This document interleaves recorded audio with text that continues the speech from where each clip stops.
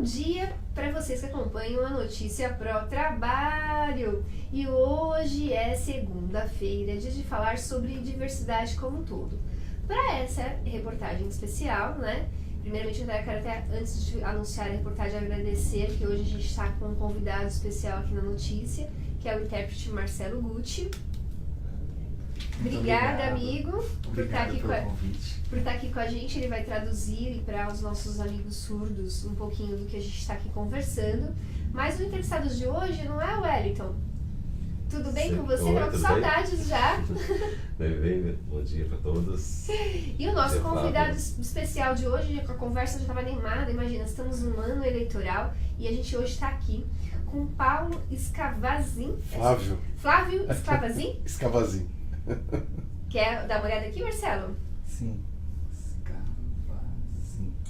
Aqui é gravado, feito como se fosse ao vivo, a apresentadora dislexa vai pro ar. E o Flávio é um amigo já de algum tempo, que inclusive sabe que às vezes eu troco os nomes,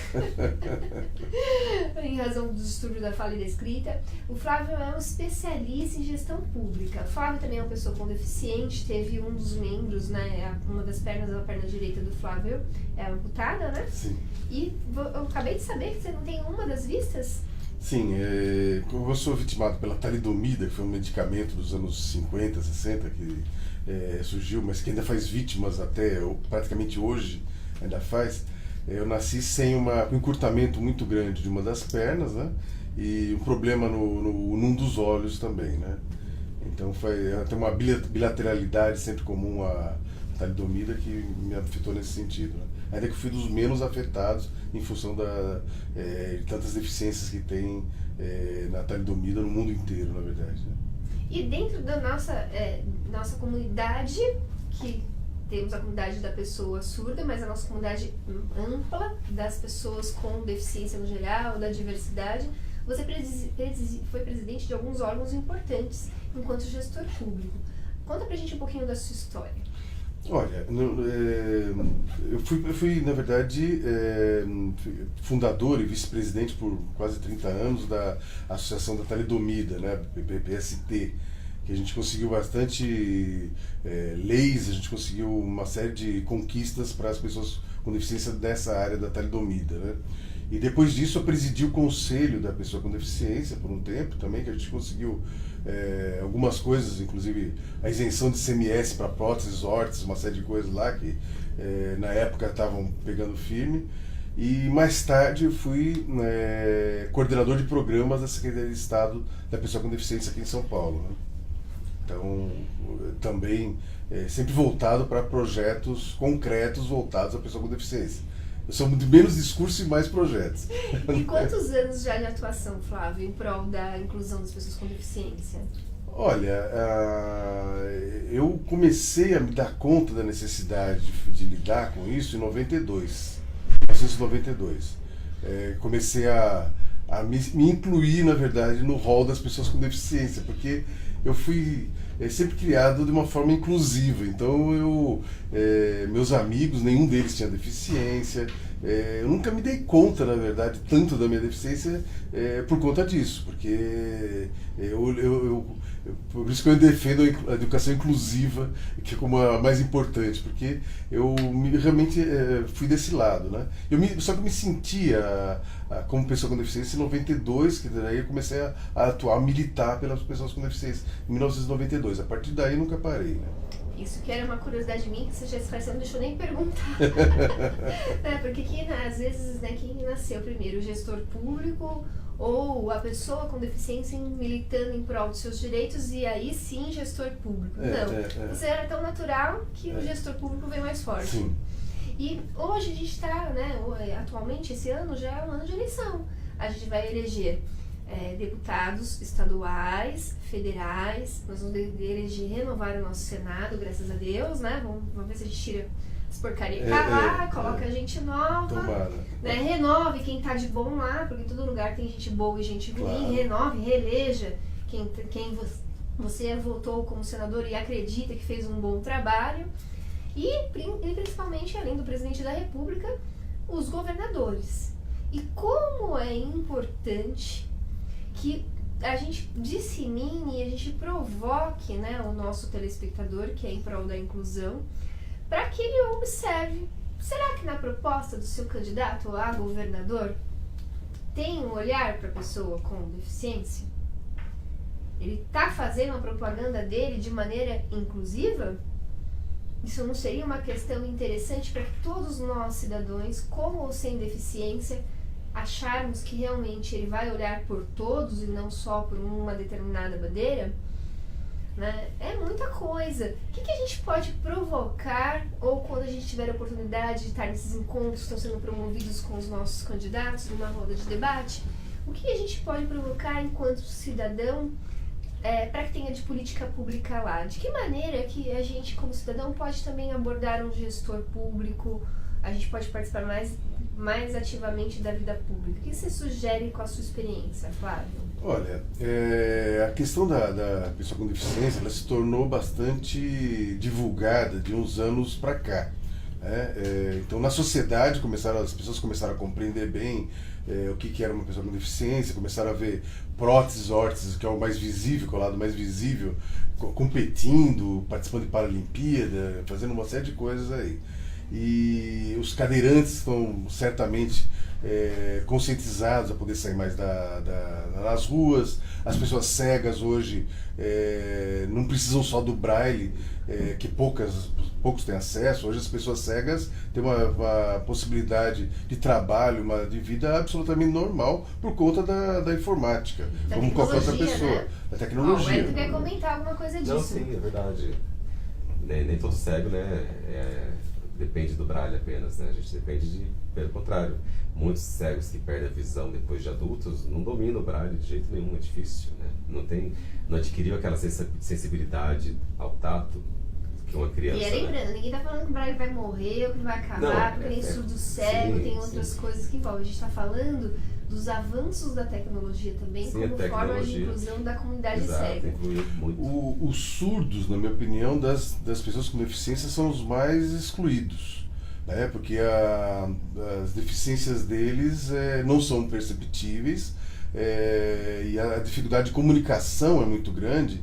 E então o surdo, pela minha opinião, a deficiência pior que tem, para mim, é a surdez. No termo da pessoa... Porque ela é excluída socialmente. Ela é excluída socialmente. Então, por exemplo, se você trabalha num lugar que tem um surdo, na hora de convidar para almoçar, você não convida o surdo para almoçar junto com você. Porque ele não vai entender as conversas, não vai entender as piadas, não vai entender as coisas. Pelo menos isso é o que a pessoa que não conhece o surdo acredita, né? Sim, mas é o que a gente percebe, né? A sociedade tem que melhorar muito com relação a isso, né? Pegar o nosso amigo e aí não é o governante e fazer a inclusão. Sim. E aí não é o governante só que tem que fazer, a sociedade que tem que melhorar a consciência, né? Com relação a isso. E lembrando que o surdo é extremamente inteligente, extremamente capaz, e a única deficiência que ele tem é a nossa. Porque se eu, ouvinte, Regina Ramalho, não entendo a língua que ele fala, porque o que ele fala é um outro idioma, por sinal, o segundo idioma oficial do nosso país. Então eu estou também tão deficiente quanto o surdo, porque ele fala um outro idioma. Ele é tão inteligente e capaz quanto eu, a mobilidade dele é tão perfeita quanto a minha, a capacidade de desenvolver projetos é tão boa quanto a minha. Então, aonde está o problema? Eu, Regina, não saber falar o idioma dele. Agora, com relação à campanha eleitoral, com relação aos novos governantes, que a gente gostaria que tivesse uma nova mentalidade com relação a isso. Então, por exemplo, como que hoje as coisas acontecem? Muitas dessas conquistas que a gente imagina das pessoas com deficiência, principalmente tecnológicas, vieram do exterior. Então, aqui tem uma participação relativamente pequena da comunidade brasileira com relação a isso. Você pegar no cego, quase tudo veio do exterior. As tecnologias e tudo mais vieram do exterior. O modelo que se tem hoje no governo, com raríssimas exceções, é um modelo de você fazer uma série de seminários, fazer uma série de eventos e fazer uma série de possibilidades de contato com as pessoas, de fazer networking com as pessoas com deficiência, problematizando, colocando essas questões todas novamente e tal, mas com poucas ações práticas de governo. E algumas ações práticas que a gente pode citar, por exemplo, é a questão do transporte, acessibilidade para todos, das calçadas estarem adequadamente preparadas para receber o cadeirante, o idoso, a gestante. Quando você faz uma política pública, você tem toda a parte de planejamento, de execução e de avaliação. Essa parte de avaliação geralmente nunca é feita. Essa parte de avaliação, o que acontece é assim, a partir do que é feito já se coloca uma vitória, como uma coisa maravilhosa, mas não é feita uma avaliação. Né? Você não ouve de fato as pessoas com deficiência para saber como aquilo mudou a vida delas. Né? Se você perguntar para as pessoas com deficiência o que esses governos, eu não estou citando partido, não estou citando nada disso aí. Eu estou falando assim, o modelo que se criou no Brasil, infelizmente, é um modelo de pouca eficiência com relação a isso. Então, as pessoas com deficiência, se elas se perguntarem o que aquela instituição, o que aquela entidade pública melhorou a vida delas, poucos vão saber dizer o que aconteceu.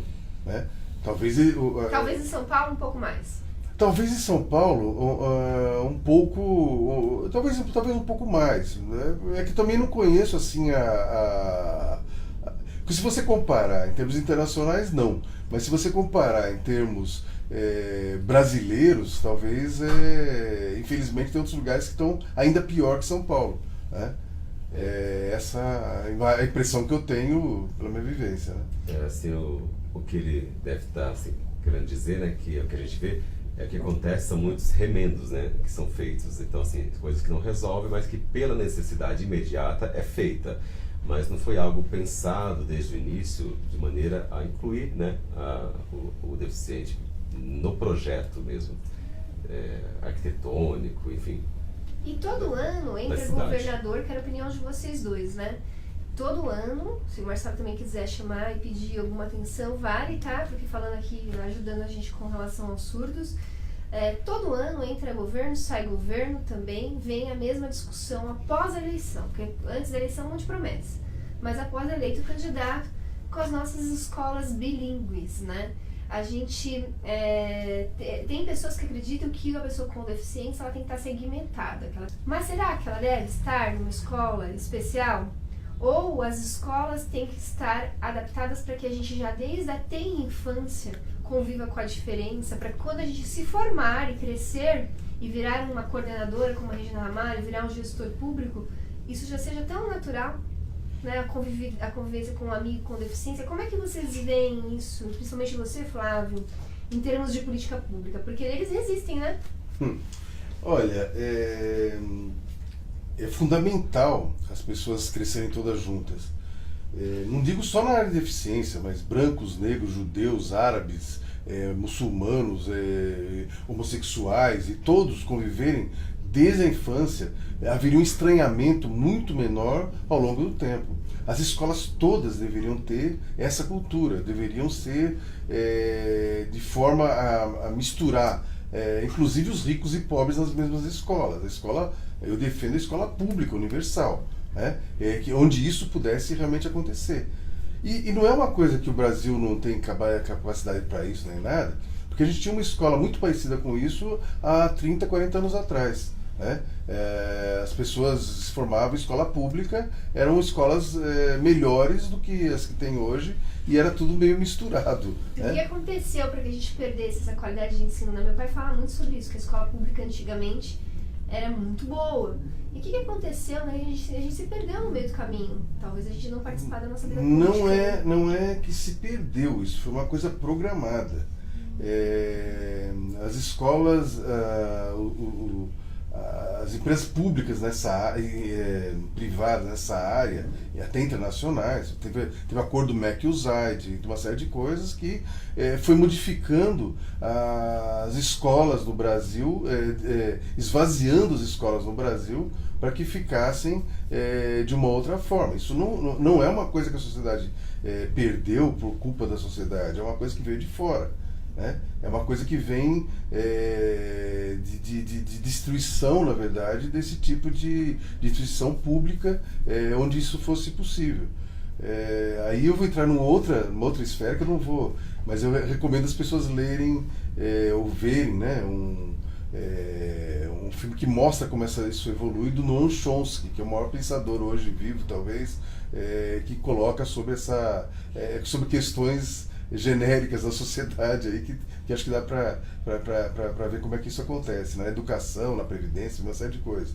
Mas assim, aí é questão de entender meio como que funcionou, como que funciona a sociedade, como que ela é dependente de conceitos e de atitudes até externas, né? Até externas.